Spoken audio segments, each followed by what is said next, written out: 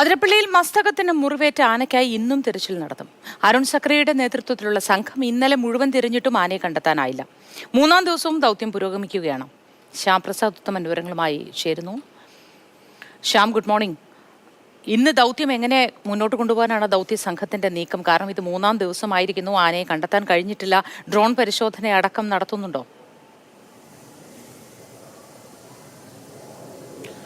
നിലവിൽ അല്പം മുമ്പ് ഈ ആന ഈ വെറ്റിലപ്പാറ 14 ഭാഗത്ത് ഉണ്ട് എന്നറിഞ്ഞ ഫോറസ്റ്റ് ഉദ്യോഗസ്ഥരും മറ്റും ഇവിടെ എത്തിയിരുന്നു. അവിടെ എത്തി പരിശോധിച്ചപ്പോൾ ആ ആന അല്ല, അത് മറ്റൊരു ആനയാണെന്ന് മനസ്സിലാക്കുകയും ചെയ്തു. പക്ഷെ നിലവിൽ ഈ ആനയെ, അതായത് ഈ മസ്തകത്തിന് പരിക്കേറ്റ ആനയെ ആ കാട്ടിലേക്ക് കയറിയതിനാൽ തന്നെ തിരികെ കാട്ടിൽ നിന്ന് ഇറക്കുക എന്നതാണ് ഏറ്റവും പ്രധാനപ്പെട്ട ശ്രമം. ഈ തിരികെ കാട്ടിലിറങ്ങിയാൽ പോലും ഈ പ്ലാന്റേഷൻ ഭാഗത്തേക്ക് കൊണ്ടുവരാനുള്ള ഒരു ശ്രമമാണ്. പക്ഷേ ഇപ്പോൾ ആനയെ ലൊക്കേറ്റ് ചെയ്യാൻ ഫോറസ്റ്റിന് കഴിഞ്ഞിട്ടില്ല. എന്തായാലും ഉടൻ തന്നെ ഈ ആനയെ ലൊക്കേറ്റ് ചെയ്യാനുള്ള നടപടികളാണ് ശ്രമിക്കുന്നത്. അത് ഒരുപക്ഷെ ഡ്രോൺ അടക്കമുള്ള കാര്യങ്ങൾ നിരീക്ഷിക്കേണ്ടി വരും. പക്ഷേ ഈ ഉൾക്കാട്ടിലേക്ക് ആന കയറിയിട്ടുണ്ടെങ്കിൽ അവിടെ ഈ ഡ്രോണ് പ്രായോഗികമല്ല എന്നാണ് പറയുന്നത്.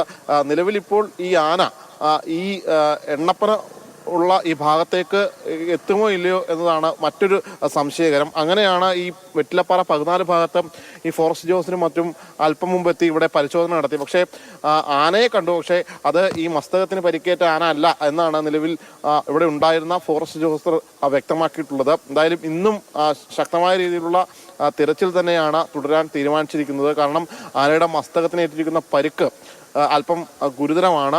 ആ പരിക്ക് അത് ചികിത്സിച്ച് ഭേദമാക്കുക എന്നതാണ് നിലവിൽ ഈ വെറ്റിനറി ഡോക്ടർ അടക്കം, അതായത് അരുൺ സക്രിയ അടക്കമുള്ള ആളുകൾ ഇവിടെ എത്തിയതിൽ ഏറ്റവും പ്രധാനപ്പെട്ട കാര്യം.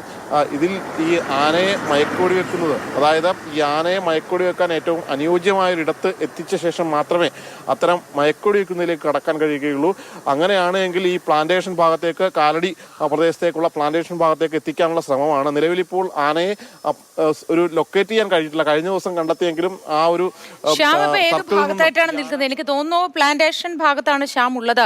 അതിന്റെ ഏത് ഭാഗത്തേക്കാണ് ആന കാട് കയറിപ്പോയത്? ആ പ്രദേശങ്ങൾ കൂടി നമുക്ക് പ്രേക്ഷകരെ ഒന്ന് കാണിച്ചു കൊടുക്കാമെന്ന് തോന്നുന്നു. തീർച്ചയായിട്ടും നമുക്ക് കാണാം. നമ്മളിപ്പോൾ ഉള്ളത് ഈ വെറ്റിലപ്പാറ എന്ന് പറയുന്ന 14 എന്ന് പറയുന്ന ഭാഗത്താണ്. ഇവിടെ നിരവധിയായിട്ടുള്ള എണ്ണപ്പനകളും മറ്റുമൊക്കെ ഉണ്ട്. ഇതിന് തൊട്ടപ്പുറത്ത് ഫോറസ്റ്റ് ഉദ്യോഗസ്ഥരും മറ്റുമൊക്കെ ഉണ്ടായിരുന്നു. അവിടെ ഒരു ആനയെ കണ്ടെത്തുകയും ഒരു ആന ഉണ്ട് എന്ന് നാട്ടുകാരടക്കം പറയുകയും ചെയ്തു. അതിൻ്റെ അടിസ്ഥാനത്തിലാണ് നാട്ടുകാരും അതോടൊപ്പം തന്നെ ഈ ഫോറസ്റ്റ് ഉദ്യോഗസ്ഥന് അവിടെ എത്തി പരിശോധന നടത്തിയ പരിശോധനയിൽ പക്ഷേ ആനയെ കണ്ടെത്താൻ കഴിഞ്ഞില്ല. മറ്റൊരു ആനയാണ് എന്നാണ് മനസ്സിലാക്കാൻ കഴിഞ്ഞത്. അങ്ങനെ അവിടെ നിന്നുള്ള പരിശോധന കഴിഞ്ഞപ്പോൾ ആ ഫോറസ്റ്റ് സംഘം ഇവിടെ നിന്ന് മടങ്ങിയിട്ടുണ്ട്. നിലവിൽ ഇപ്പോൾ ഈ ആനയെ ലൊക്കേറ്റ് ചെയ്യാനുള്ള ശ്രമമാണ് ഫോറസ്റ്റ് ഉദ്യോഗസ്ഥരും മറ്റും നടത്തിക്കൊണ്ടിരിക്കുന്നത്. ഈ പ്രദേശത്ത് നിരവധിയായിട്ടുള്ള ആനക്കൂട്ടങ്ങളുണ്ട്. അതുകൊണ്ട് തന്നെ ഏത് ആന എന്ന് കണ്ടെത്തുക അത്ര എളുപ്പമല്ല. ഈ മസ്തകത്തിന് പരിക്കേറ്റ ആനയാണെന്ന് സസൂക്ഷ്മം നിരീക്ഷിച്ചാൽ മാത്രമേ അറിയാനും കഴിയുകയുള്ളൂ. എന്തായാലും ഇപ്പോൾ കണ്ടെത്തിയ ആന ഈ പരിക്കേറ്റ ആനയല്ല എന്ന് ബോധ്യപ്പെട്ടതിനെ തുടർന്ന് അവർ അവിടെ നിന്ന് മടങ്ങുകയും ചെയ്തിട്ടുണ്ട്. ശ്യാം, സ്ഥലത്ത് ആരൊക്കെയാണ് ഉള്ളത്? ഈ അരുൺ സഖറിയ അടങ്ങുന്ന സംഘം ഉൾവനത്തിലാണോ അതോ ഈ പ്ലാന്റേഷൻ മേഖലയിൽ ശ്യാം നിൽക്കുന്ന പരിസരത്ത് ആരെങ്കിലും ഒക്കെ ഉണ്ടോ വനംവകുപ്പ് ഉദ്യോഗസ്ഥർ?